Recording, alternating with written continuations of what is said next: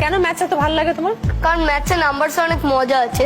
এরকম যেমন 999 ইন্টু যে কোনো 3 সংখ্যাও বললে তার আনসারটা ইজিলি বার করতে পারি, যেটা আমি বলতে পারি। আমি যদি তোমাকে ধরি এখন, পারবে? আমার পেছনের স্ক্রিনে একটা মাল্টিপ্লিকেশন আসবে, দেখি পারো কিনা। 999 ইন্টু 349 কত হবে? 348651। 348651।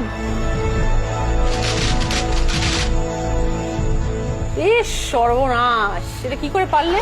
বলতে পারি, কি করে পারো?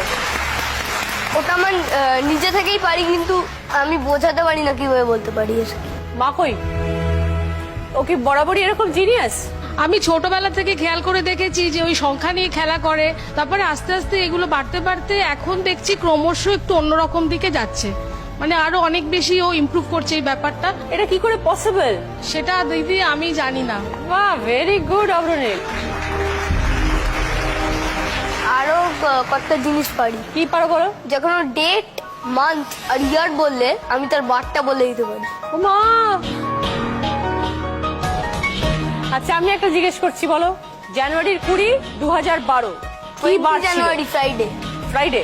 আচ্ছা, লাভলি। এটা কি করে পসিবল আমি বুঝে উঠতে পারছি না। ও ছোট থেকেই মানে যখন থেকে সংখ্যা শিখতে শুরু করলো, তারপর থেকে ওর একটা ক্যালেন্ডারের প্রতি অদ্ভুত একটা নেশার মতো হয়ে গেছে। ও সারাক্ষণ সময় পেলেই একটা ডায়েরি নিয়ে ক্যালেন্ডার লেখে, এবং ও একটা ডায়েরিতে ক্যালেন্ডার লিখে এখন বোধহয় লাস্ট 2349 এপ্রিল মাস।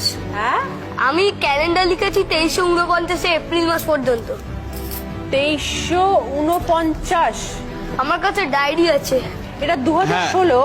2251 থেকে 2349 এপ্রিল মাস অব্দি এখানে লেখা আছে ক্যালেন্ডার।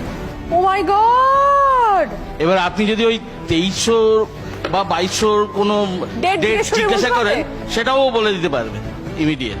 এখন হচ্ছে 2016 সাল, আর ও ক্যালেন্ডার লিখেছে 2349 সাল অব্দি। তার একটা নমুনা আপনাদের একটু দেখিয়ে দিই।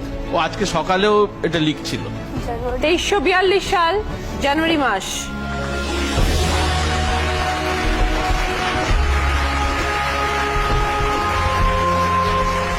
আমি একটা অঙ্কের বইও বানিয়েছি অঙ্কের বই বানিয়েছো? ক্লাস 1 এর জন্য। ক্লাস 1 এর জন্য? ক্লাস 2 এর অগ্রণীল লিখেছে ক্লাস 1 এর জন্য অঙ্কের বই।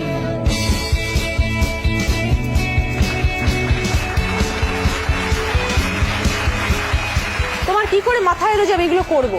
আমি তো এমনিতেই ম্যাথস ভালোবাসি, তো ভাবলাম একটা ম্যাথস বই লিখলে ভালো হয়, তো এটা লিখলাম।